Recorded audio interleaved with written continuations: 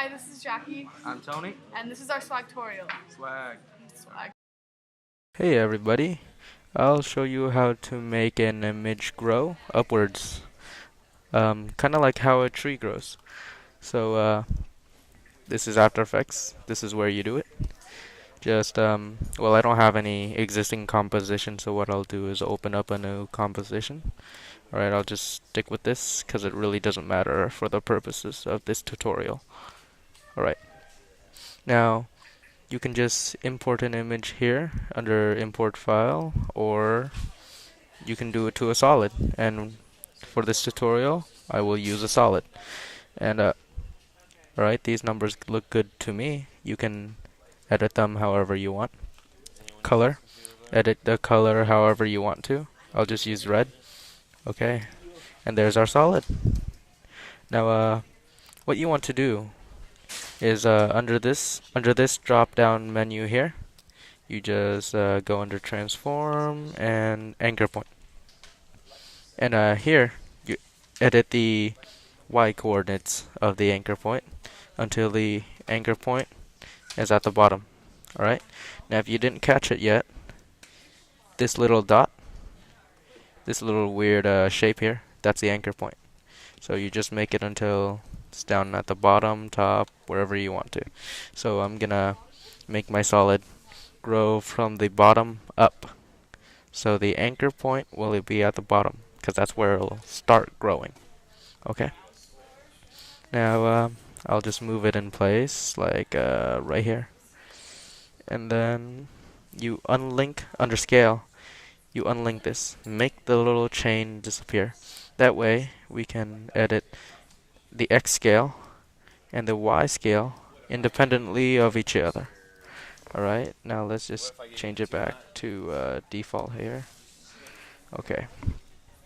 Now we're here. Now we don't want it to start growing from here. Well, I don't. So what I'm gonna do is just shrink it down until it disappears here at 0.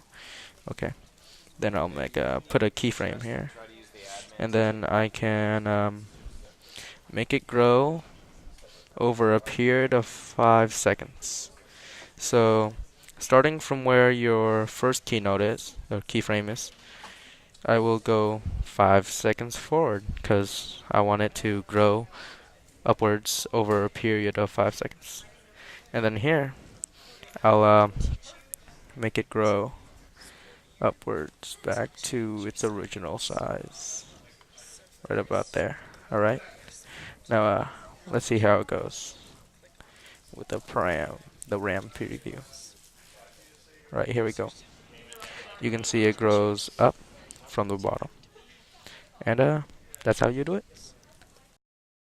I'm going to teach you how to use After Effects to create an infographic like we did in class. First, you import your images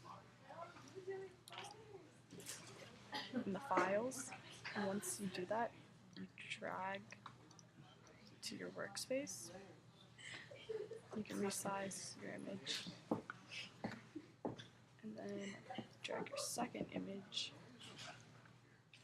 and you change the layer to on top. You scale it down.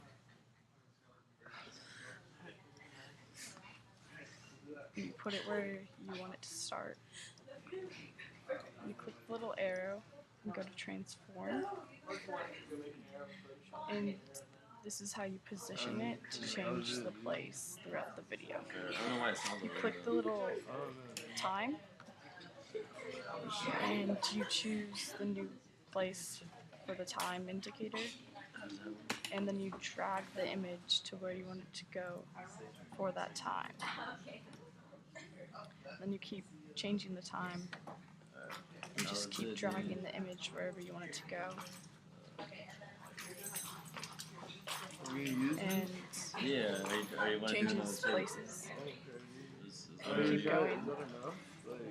And then you can view it by taking the time indicator back and pressing the space bar, and it'll change and show you what you did so far.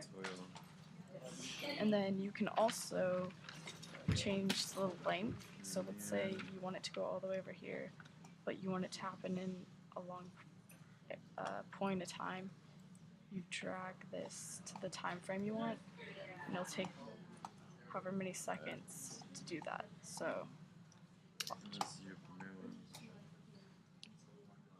And then it slowly, or semi-slowly goes. And that is how you position an image and change where it goes. Hey everybody, it's Tony, and I'll be teaching you a few transitions, maybe one or two, from on Premiere. Okay, now I don't have anything here, so first thing I'll want to do is import my stuff. So to do that, I will go under File and Import. Let's pick something. Okay, mountain seems nice. Let's do a mountain. And one more. Let's do a watershed. Okay. Now, okay. What I want to do is put these into my timeline under the video sections, because it's a picture, not a sound. So, video. Okay. Let's zoom in, see what we can do here. This is in seconds, right? Okay. So here, so you know how Photoshop has layers and stuff? We can do the same effect here with these video channels. So let's put mountain on top. I'll put mountain on top of a watershed. So this way, when you get over to this portion of the video, the mountain will be displayed on top of the watershed image. All right, see, just like that. You can see the preview here. So what I want to do is make this fit. Well, that's not important. Never mind about that. This is I'm showing you transition. So one transition I can do is the fade in transition. And to do that, we'll have one image on top of another or under another. And so since mountain's on top, an easy way to do this is just have a mountain here and under opacity here. Just drop down, and then we can put a keyframe here and have it at 0%. See, now mountain disappeared and now it's displaying watershed. So at this point in time, or well, since we didn't add any more changes, this entire mountain image is opaque. It's transparent. We can't see it.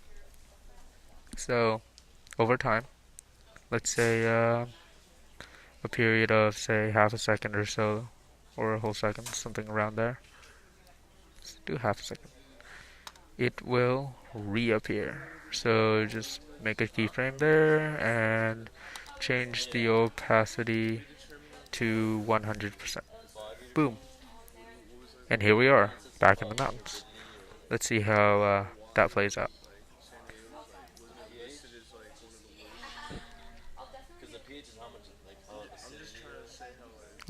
That didn't look very pretty.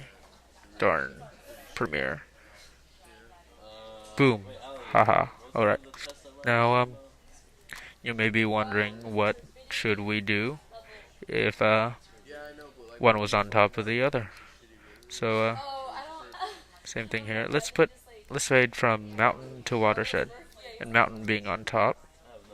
What I can do is put my time indicator over here, and with mountain selected under opacity. Um, what's this? Okay, under opacity. Let's delete this. Ignore that. Okay. What the? Okay. Now put the time indicator over here to where watershed starts. And right here, let's put 100%. See, this keyframe's 100%. And from 100% opacity to 0. Click. Boom. Alright. See that? Whoosh. Alright. So what happens is during this period of time over here, the mountain image starts to fade away into transparency, revealing watershed that's underneath. Alright? Okay. Now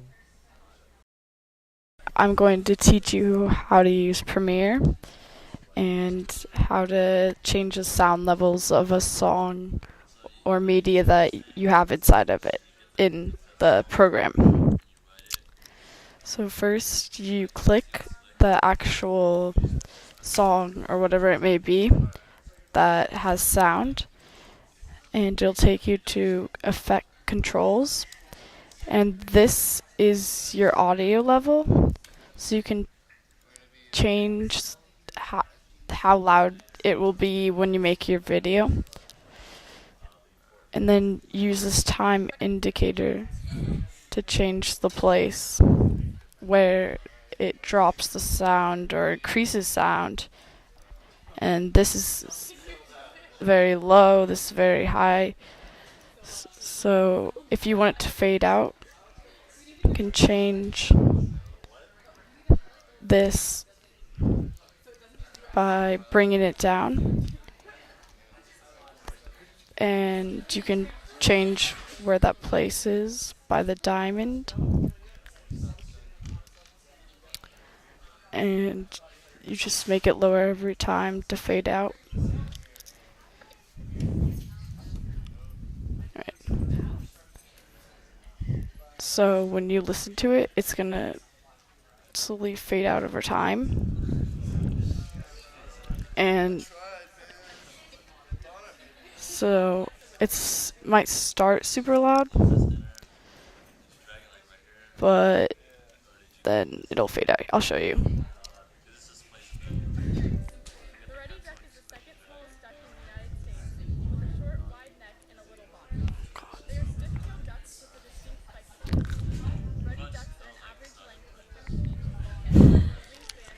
And you'll notice it slowly fade out. It's starting to fade the song a little bit. And then soon you won't hear any songs. So by that point, that song was faded out. But it wasn't, you still heard sound because the voice recording was still up. Hey everybody, it's Tony again. I'll be showing you how to slave Reason to GarageBand. So first I have GarageBand open first, you see here. And after I have GarageBand open, I will open Reason.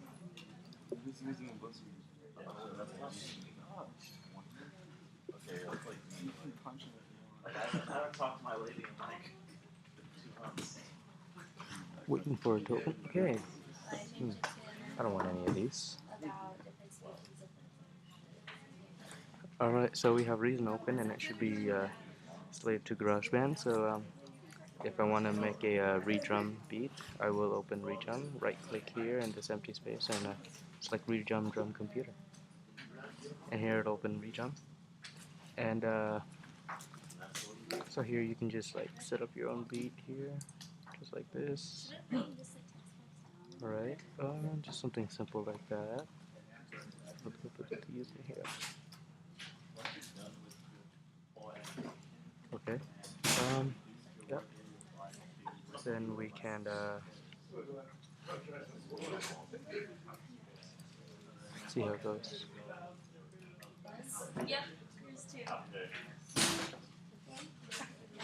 Sounds good to me.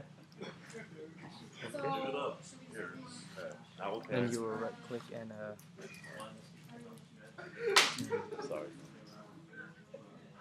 create pattern lane there. Then you just have, whoops, there you go, A1, right? You do make sure it's pattern A1, you have this turned on to A1, one purple, one purple.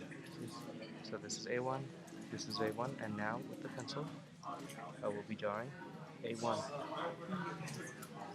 just like that. See, once I click play here, it starts playing here in GarageBand. You see that? Let's see that again. Play. Boom. See? So now